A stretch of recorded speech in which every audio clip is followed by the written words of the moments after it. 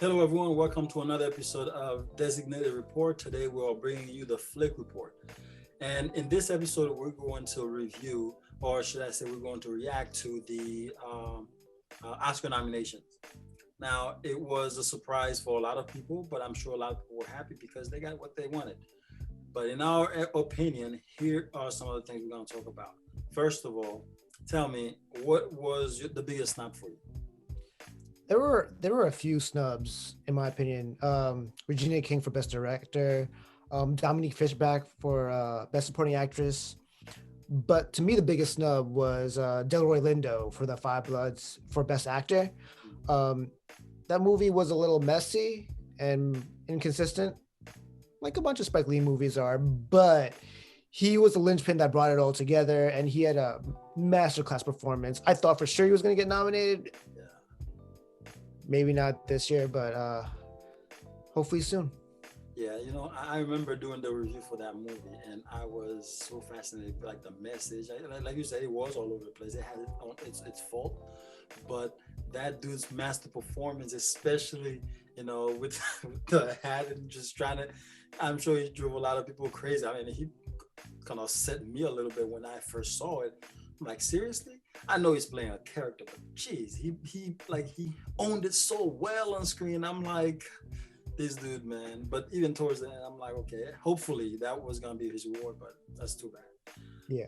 As far as the biggest enough for me, that was in the scoring. Tenet should have been in the scoring. The music is fantastic, and I admire a lot of movies scoring because of the idea for the scoring is like it hits me a lot when I'm watching a movie. If the music is terrible, even if the story is perfect, it would just get me out of it, and I won't really be able to connect with it. So that one I really enjoyed it, and I really thought at least they would have got that one. I mean, it's but anyway, yeah, that one I really felt like it was a big snub for that. I mean, I can't really tell you that the other ones didn't deserve it, but that one deserved to be in there at least. But anyway, Ludwig Göransson is like one of the best composers for movies out there right now. So yeah, he won for Black Panther 2 years ago. So yeah, he did. yeah. Yeah, but yeah. So any of the unexpected ones that you wanted to come in, but no, you didn't want to, well, you didn't think would come in, but did rise up. Well, Thomas Vinterberg for the getting a nomination for Best Director in another round. Did not see that coming at all. I saw the movie. I thought it was great, but I didn't think the Academy would recognize it. And boom, they did. And you know what? Well deserving, in my opinion. If you haven't seen another round, it's out on Hulu right now. So if I were you, I'd go check it out. Definitely. Uh, Mink, it was good, but I didn't think. I mean, I didn't. I mean, all the other ones that was in there, I didn't think it was gonna make it because if you listen to the list, it was fantastic, and there are a few other ones. If you saw like a big list of movies throughout the year, and I just joined the app by the way, and it's so fascinating some of the stuff you can get in there, but it was I really didn't expect it to get in there, but I'm glad it did because it did stand out throughout the year if you watch.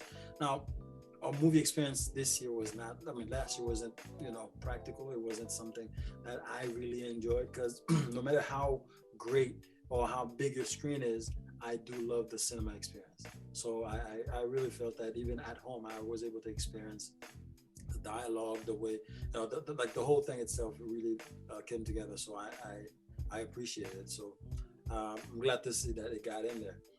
So what else about the Oscar that stood out and make you either laugh or cry? Well, the thing that stood out to me the most was the amount of diversity there is at the Oscars this year. It's everywhere. Asians, Riz Ahmed, Minari, all the women directors this year.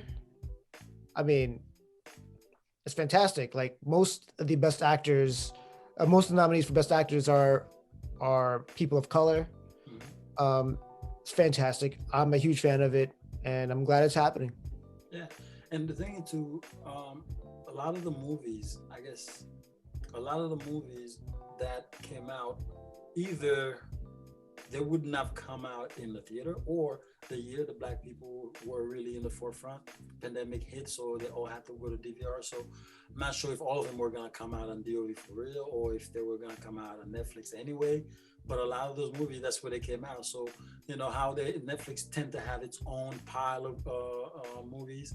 Well, this year they all came out from all over the place between HBO, Netflix, Amazon. They were basically all over the place. So I mean, it was cool to see the diversity too. I enjoy that. And on my end, I know, you know, I don't know if anybody saw Borat, but that movie just stood out to me in a way where, as much as you like, yo, I wanted to be nominated for something, but you're not sure because it felt like a big joke.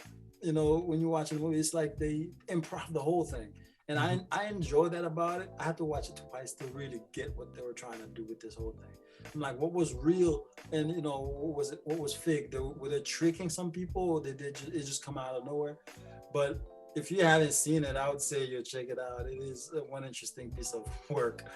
But Oh, for sure. And Maria Bakalova, she's nominated for Best Supporting Actress, but forget supporting. She had one of the best performances of the entire year.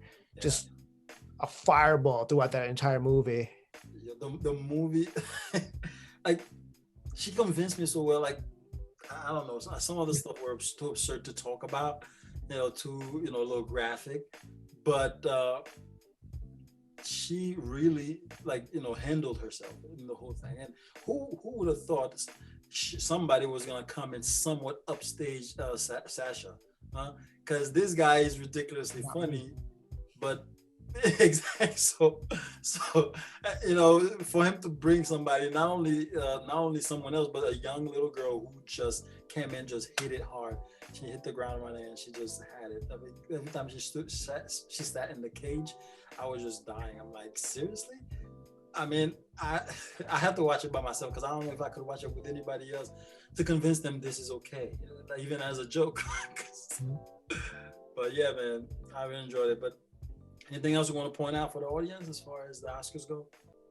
I'm a little disappointed that none of the Small Axe movies were considered eligible for any awards. I know I think they were considered TV movies, which is weird to me because most of them were full length. And I thought Mangrove was one of the best movies I saw this year. And Trial of the Chicago 7 was nominated. And I think Mangrove, which is also like a courtroom drama of sorts, is a far superior piece of art compared to Trial of Chicago 7, in my opinion. So I kind of wish it was eligible because I thought this would definitely be in the running for it.